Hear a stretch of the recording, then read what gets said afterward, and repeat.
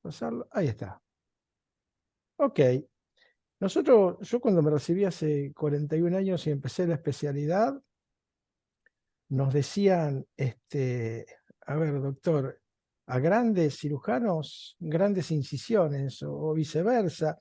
Lo cierto es que grandes incisiones suponen mayor agresión, mayor aumento y de posibilidad de infección, mayor pérdida sanguínea y de dolor posoperatorio. Y una precursora de la cirugía MIS fue la artroscopía, ya por los años, obviamente que nosotros no la veíamos como una cosa que iba a tener tanto auge, pero ya por los 70, 80 empezó la artroscopía. Después la artrorisis de la subastragalina, por ejemplo, calcáneo stop, que nosotros en el año 95 ya la empezamos a hacer.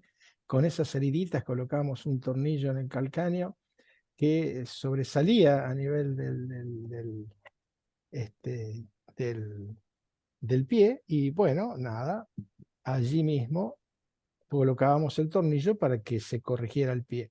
Y una parte de la cirugía, del tratamiento de Ponseti tan en boga hoy en día, es la tenotomía percutánea del Aquiles. Digamos, todas precursoras de esta cirugía MIS que nosotros hacíamos sin llamarla cirugía MIS. Fíjense, esto es antes y esto es después con una tenotomía percutánea. Y nosotros tenemos conocimiento del aprendizaje hebbiano. Donald Hebb, allá a principios del siglo pasado, escribió La organización del comportamiento. Él decía que las neuronas que se prenden juntas, trabajan juntas. Y esa es la manera en que nosotros aprendemos. Como lo decía antes, con respecto a la impresión 3D del doctor Lautaro, eh, a ver, si nosotros practicamos con un modelo que hicimos en impresión 3D, cuando vayamos a operar al paciente que tenemos que operar, obviamente que vamos a tener ya esas neuronas que se prendieron allí, se van a volver a aprender. Digamos, de la manera que se aprende. También en el aprendizaje hebbiano hay asociación de conocimientos o aprendizaje asociativo, el cual nosotros trabajamos años en cirugía de ortopedia infantil, años, pero montones de años. Luego conocimos la cirugía mini-invasiva y dijimos un día, ¿por qué no podemos hacer cirugía mini-invasiva en neuroortopedia infantil o en ortopedia infantil? Y así fue que comenzamos. Por ejemplo, bueno, usamos el instrumental ya lo vieron 20 veces en este curso. Empezamos con metatarso varo. El tratamiento quirúrgico del metatarso varo, que empieza después de la marcha, tiene esas características. Se acortaba la columna externa haciendo una osteotomía restrictiva del cuboides y se hacía un alargamiento de la columna interna, ¿sí? Más fasciotomía plantar. Entonces, esta es la cirugía que hacíamos nosotros. Abríamos, sacábamos parte, una cuña a nivel del cuboides y la colocábamos, esa cuña, a nivel de la primera cuña. Entonces un pie como el que ven a la izquierda se convertía en un pie como el que ven a la derecha, con dos flores de heridas, con el uso del manguito hemostático, con un montón de otras alteraciones que, según mi punto de vista, digamos, eran muy cruentas, ¿sí? Entonces dijimos, asociación de ideas, lo que hacíamos a cielo abierto no lo podíamos hacer a cielo cerrado. Y dijimos, bueno, vamos a ver si podemos hacer una osteotomía restrictiva del cuboides percutánea y una fasciotomía percutánea. Entonces, la fasciotomía percutánea todo el mundo la conoce, pero nosotros dijimos, la osteotomía del cuboides, que se hace obviamente bajo intensificador de imágenes, hacemos una pequeña heridita a nivel del centro del cuboides, le grabamos hacia dorsal y hacia plantar, luego hacíamos la osteotomía, nuestro ayudante nos empujaba desde el primer metatarsiano hacia abducir, abriendo el pie, para ir gastando según necesidad. Y allí terminaba la cirugía. Veamos cómo se reduce el tamaño del cuboides. Ahí se ve la osteotomía, que no está en pseudoartrosis, quiero aclararlo. Esto, digamos, es 6 u 8 meses después de postoperatorio. Veamos en la radiografía anteroposterior cómo se ve la reducción y cómo se ve la corrección del metatarso varo. Este es un chico con un mielomeningocele, un metatarso varo bilateral. Ahí tenemos el antes y tenemos el después, ¿sí? Después dijimos, a ver, tenemos el pie cabo varo. En el pie cabo varo se realizan cirugías o se realizaban cirugías muy cruentas. Y pensamos, ¿podemos hacerlo en un pie simple, en un cabo varo simple, en un cabo varo? Bueno, dijimos sí. Estos son los componentes que ustedes ven, todos producidos por espasticidad. La espasticidad que da la patología parálisis cerebral infantil, ¿sí? Tenemos componentes en el antepié, medio y retropié. Siempre, siempre hay que evaluar la flexibilidad del retropié con el test de Coleman. Acá, ¿qué les parece? Acá tenemos un pie que está con un retropié varo, muy varo. Lo que hay que ver es si este varismo se va a reducir o no cuando le colocamos el pie sobre un par de libros, sobre un blog, con tal de que el primero y el segundo metatarsiano y la mitad del talón queden en el aire. Si se corrige el retropié, como están viendo en esas dos imágenes abajo a la derecha, estamos en presencia de un pie flexible, ¿sí? Aquí estamos haciendo el mismo trabajo del block, nada más que empujando la cabeza del quinto metatarsiano y vean cómo se mejora el varismo del retropié. Es decir, hay que tener un pie cabo varo, pero con un retropié o un talón flexible, ¿sí? Aquí vemos qué era lo que hacíamos siempre con el tema de la cirugía del pie, del pie cabo. Corregir el desbalance muscular y corregir las deformidades óseas, ¿sí? Nosotros pensamos hacerlo a través de cirugía minoinvasiva y voy a demostrar cómo lo hacíamos, ¿sí?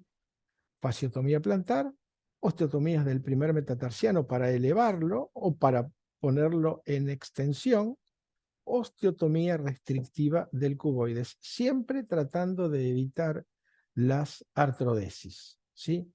Este es una chiquita de 8 años con un test de Coleman negativo. Después vamos a hablar del test de Coleman, porque creo que lo más importante es la planificación de la cirugía y no la cirugía misma. Si operamos a un paciente con un test de Coleman positivo, vamos a tener problemas en el postoperatorio porque el resultado no va a ser el mismo.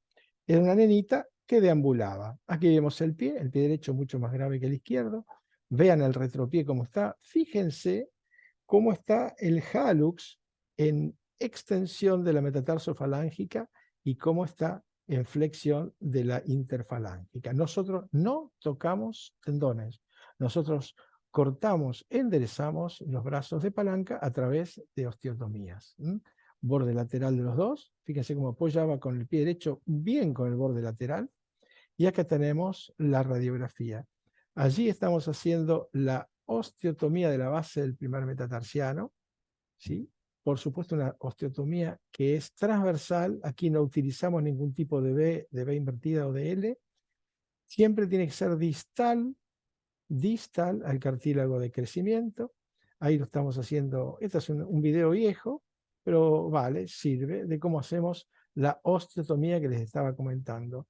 El ayudante, además de llevar a la abducción el antepié, limpia la sangre, estaba molesto ese día el ayudante, y una vez hecha la osteotomía completa, obviamente que la vamos a ver por intensificador, vamos haciendo, agrandando la cuña, o sea, la parte lateral la vamos agrandando, cosa de que se pueda corregir. Acá tenemos el postoperatorio. A 10 días de retirado el yeso, podrán ver cómo quedó el pie, ya casi como un pie plano.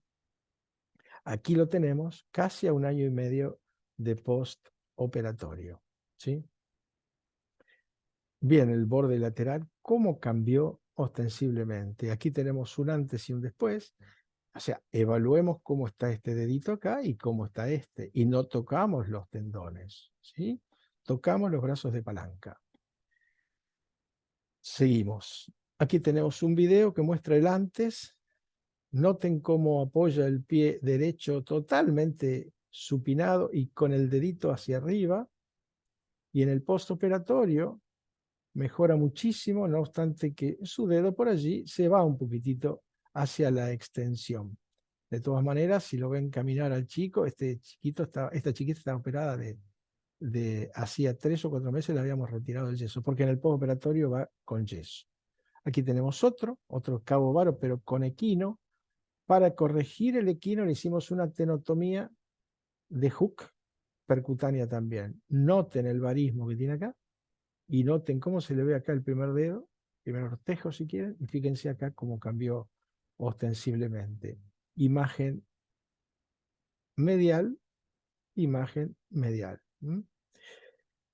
Este chico es un chico grande, un chico de 17 años con graves trastornos cognitivos, pero tenía mucha hiperkeratosis por el hiperapoyo, con una marcha dificultosa y dolor en ambos pies. Fíjense, ahí está el antes y el después.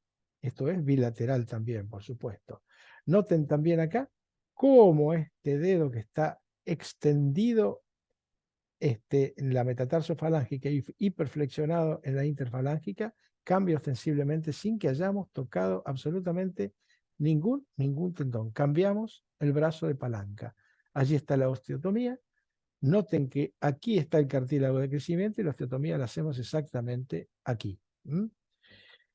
Este es otro caso interesante. Nosotros operábamos estos pacientes.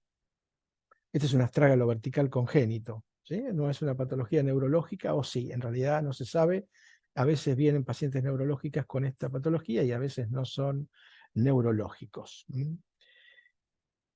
El astrágalo está verticalizado, es decir, hay que reponer este astrágalo a su posición normal y, perdón, nosotros lo que hacíamos antes era una incisión de Cincinnati, como la que se usaba para el pie varoquino supinado, para poder evaluar dónde estaba el escafoide, que el escafoide normalmente está en el dorso del astrágalo.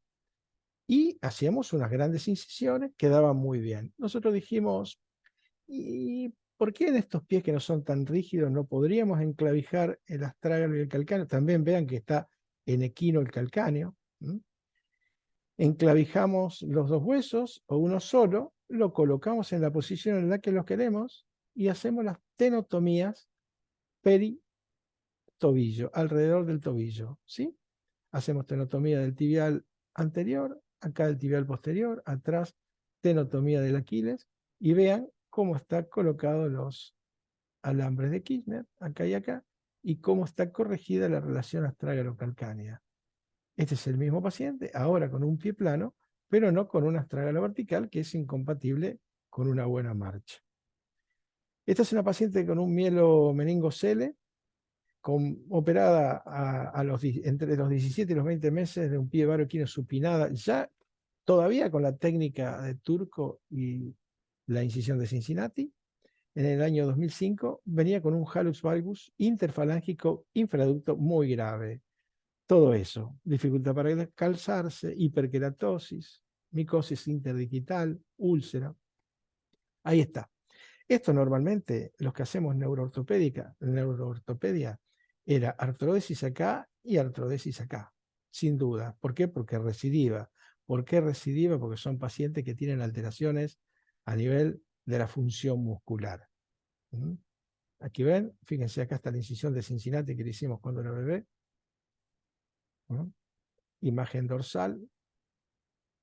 Aquí está la imagen radiográfica. Y bueno, lo que le hicimos fue una tenotomía percutánea del abductor, es decir, el que lleva el dedo gordo para el lado hacia la línea media del pie, pero hacia afuera de la línea media del cuerpo.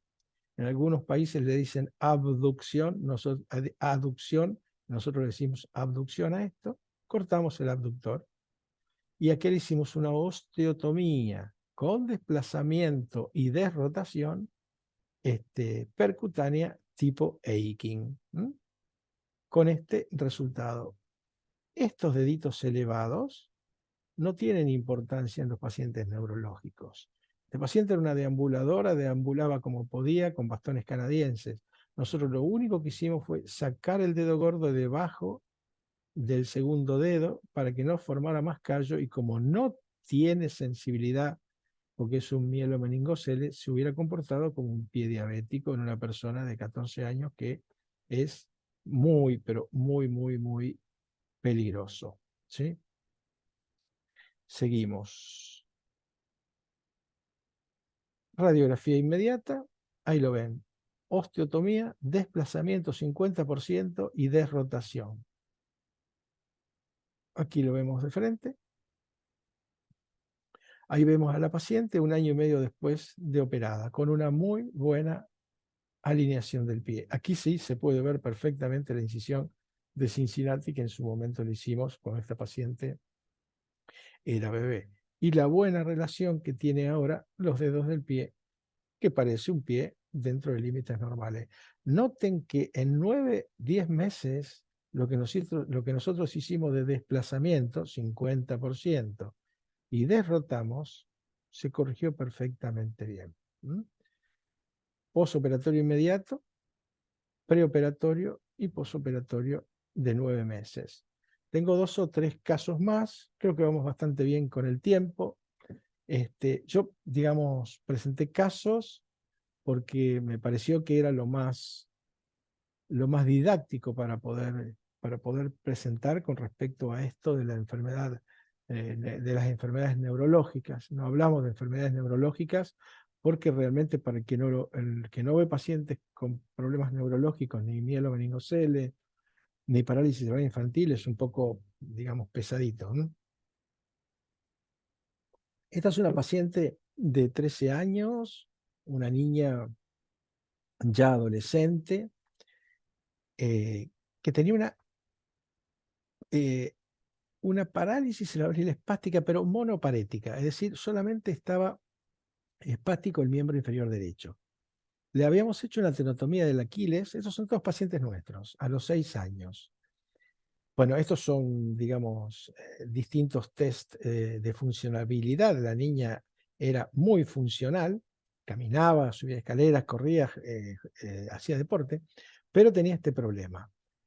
Tenía una rotación tibial de mínimamente unos 35 grados y un juanete también.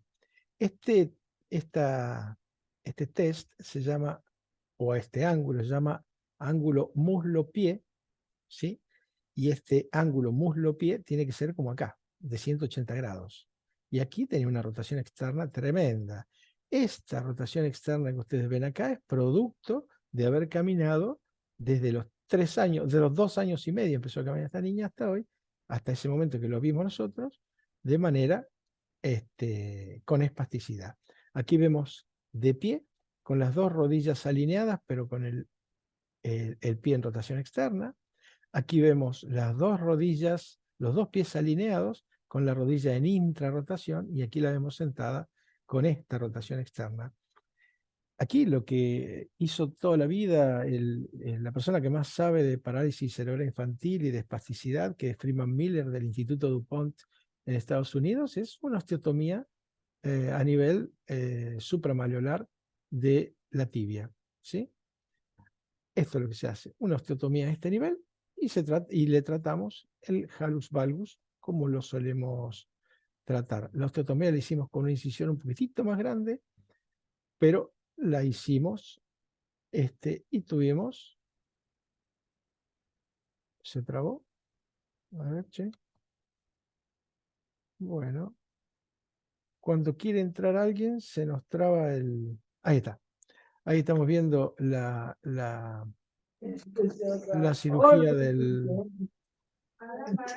cirugía del hallux valgus, como de costumbre la tratamos. Aquí estamos haciendo la osteotomía. El que habla, lo que están escuchando es, creo que doctor Luis, ¿podrá cortar el micrófono, porfa? Ahí estamos haciendo la osteotomía. y después le pasamos 2 clavijas cruzadas. Esto no es lo que hace Freeman Miller. Miller hace la misma osteotomía, pero le pasa una clavija a nivel proximal en la tibia para que no rote dentro del yeso. Obviamente estos pacientes van con yeso.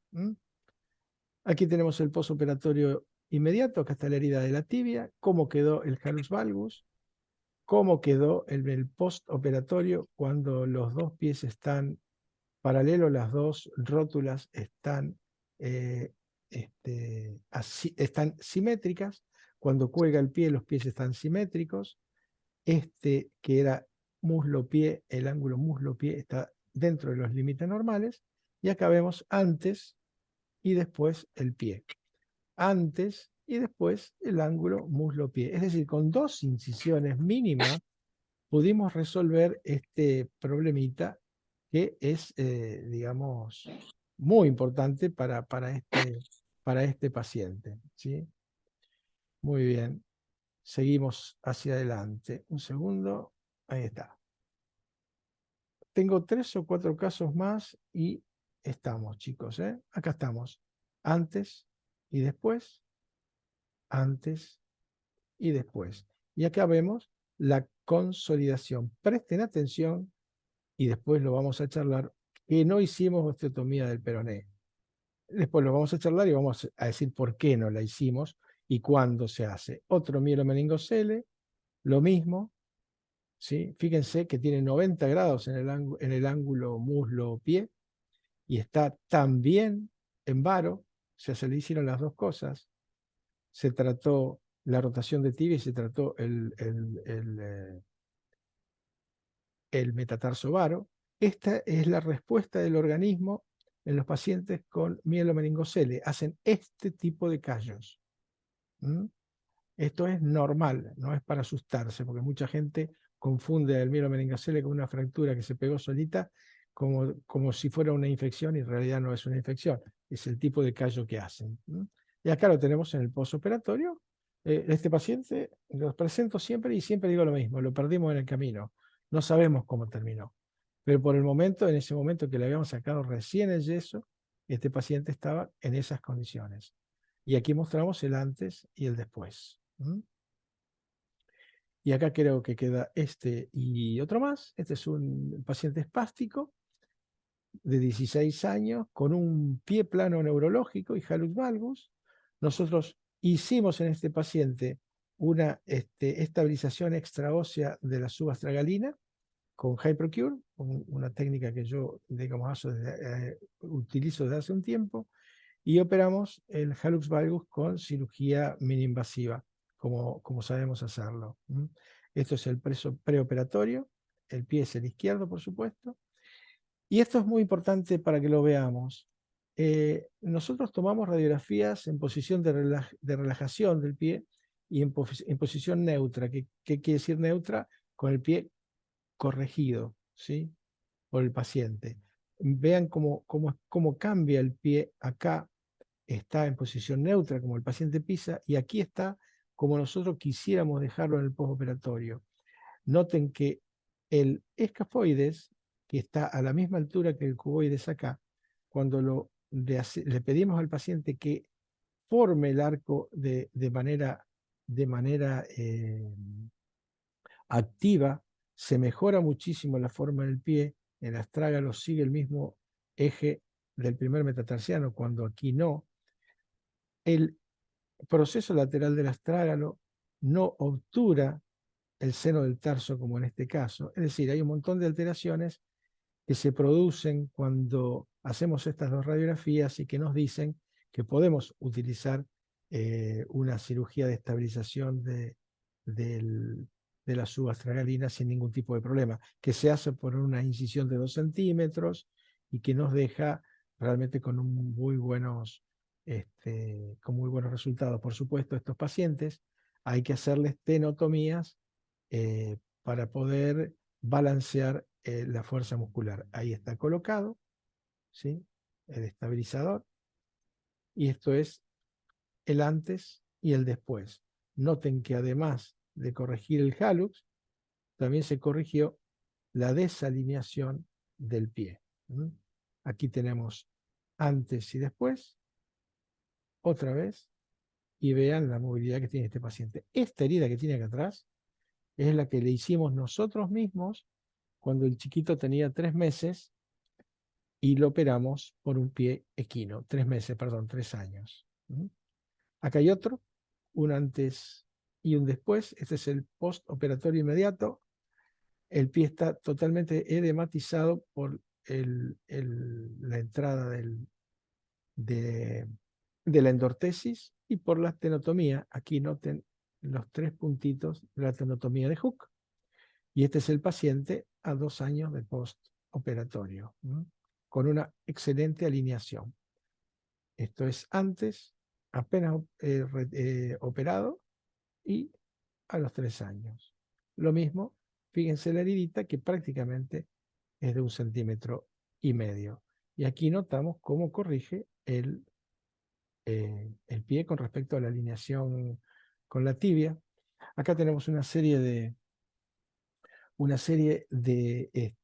líneas que trazamos para ver cómo corrige tan solo colocando este artefacto, este stent, esta endortesis ahí, a este nivel, cómo corregimos, por ejemplo, la línea de cima, que acá se interrumpe, acá se vuelve a producir, como el equino, hay cierto equino del retropié con la tenotomía que le hicimos, se corrige totalmente, cómo el eje longitudinal del astrágalo va para abajo y no sigue el eje del primer metatarsiano y acá sí, y la altura del escafoides en el postoperatorio prácticamente está normal y aquí está casi a la misma altura que el cuboides. ¿Sí?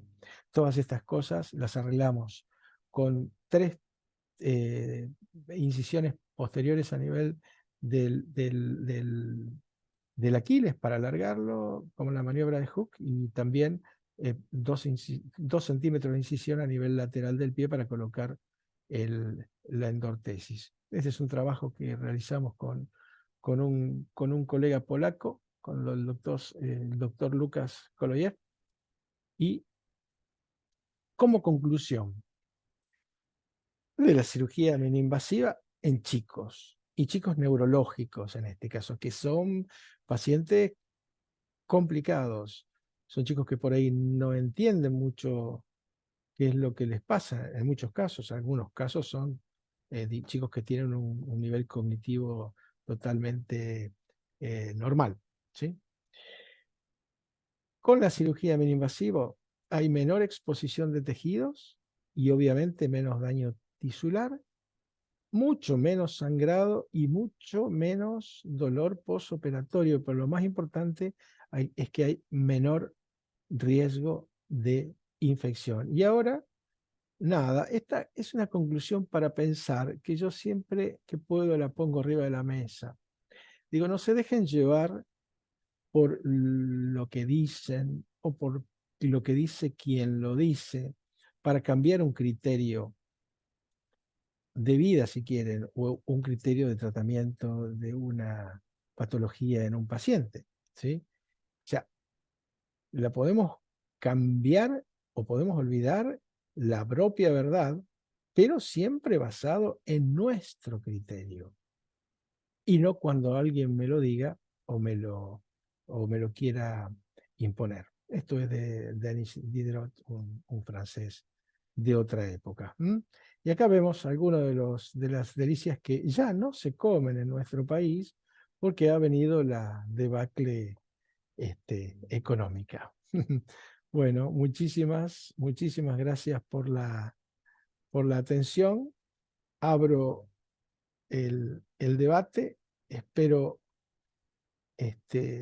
las preguntas si las hay. Y bueno, no somos mucho hoy, somos 28, solíamos ser entre 40 y 45, pero o si ustedes no empiezan, yo les puedo contar lo que recién les marqué sobre la osteotomía de la tibia solamente. Muchos preguntan y está bien que lo pregunten, cómo podemos rotar la tibia solamente sin rotar el peroné. Acá lo pregunta el doctor Ranilla, ¿qué indicaciones para que aplique osteotomía al peroné? Cuando nosotros hacemos una desrotación menor de 45 grados, podemos hacerla sin que hacer la osteotomía del peroné. Y tiene dos puntos de vista. Uno, el que dice que al no osteotomizar el peroné queda mucho más estable la osteotomía. Y el otro que dicen que al no osteotomizar el peroné va a retardar la consolidación. Bueno, les recuerdo que estamos hablando de chicos, los chicos tienen un poder de osteogénesis perfecta, nosotros trabajamos periódicamente, y menos de 45 grados de desrotación permite hacer solamente la osteotomía de la tibia sin que haya un traslado. Cuando hacemos una desrotación de más de 45 grados, hay que hacer el peroné también, porque si no la tibia se traslada mucho y no nos da para poder hacerlo de esa manera. El doctor Freeman Miller, ya les digo, él pone una clavija arriba, en la parte superior del peroné, y nosotros lo hacemos abajo para no agregar una noxa que le vaya a perjudicar al chico. Todo para hacer un yeso corto, ¿no es cierto? Un yeso corto que no lleva más de un mes. Acá preguntan, ¿la fijación de la rotación de la tibia a nivel proximal o lo fijan con peroné? La fijación de la rotación de la tibia. A ver, Ranilla, decímelo, este, a ver. A ver, nota. O sea, si yo hago la osteotomía de tibia abajo y voy a hacer un bloqueo de la rotación en la parte proximal, tengo que coger peroné también. Si no, la tibia va a estar suelta, salvo que le ponga el muslo pedio. No, no, no, no. Si vos haces una osteotomía de la tibia, Solo tibia. allí Ok, abajo donde yo la hago, bien, para que no se rote con un yeso corto, tengo que fijarla de alguna manera. correcto. Freeman Miller le coloca una clavija que pasa a través del yeso solamente en Ah, la tibia, no toma el peroné. Porque el ya, peligro de pasarlo por el peroné también es que te lleves puesto el, el, el el nervio. ciático, Y claro, el el ciático ciático, popliteo ok, externo. así es. Entonces, para que no ocurra eso, él la pasa solamente por la tibia. Y nosotros, para no agregarle una noxa, entre comillas, una agresión proximal, que sería la clavija, que no es tanto, en lugar de eso pasamos dos clavijas cruzadas. Hasta ahora todas las que hemos hecho las hemos hecho así. ¿Mm? ¿Hay alguno más? Ya podemos abrir los micrófonos. Si quieren, yo después de esto. Acá pregunta iPhone. ¿Quién es el de iPhone? Ya sé, mi amigo Irving, ¿no? Sí. En pacientes espásticos, ¿se complementa con toxina botulínica? Buena pregunta. Bueno, la respuesta es sí. ¿Y por qué? La toxina botulínica, como todo el mundo sabe, es un poderoso relajante muscular. Más que relajante, produce parálisis cerebral, porque actúa a nivel de la placa neuromotora, evitando que la acetilcolina, digamos, produzca la contractura muscular. En dosis muy bajas y muy seguras, Botox usamos nosotros, lo que hace es ayudar a que se relaje el músculo.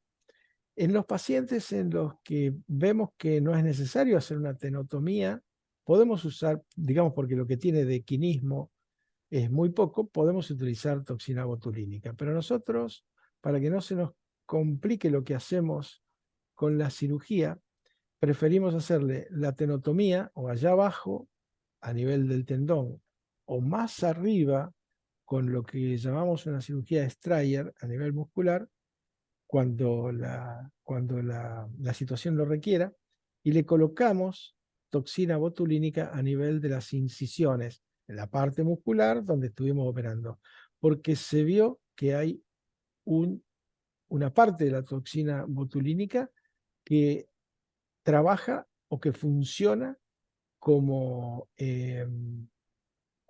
como analgésico, ¿sí?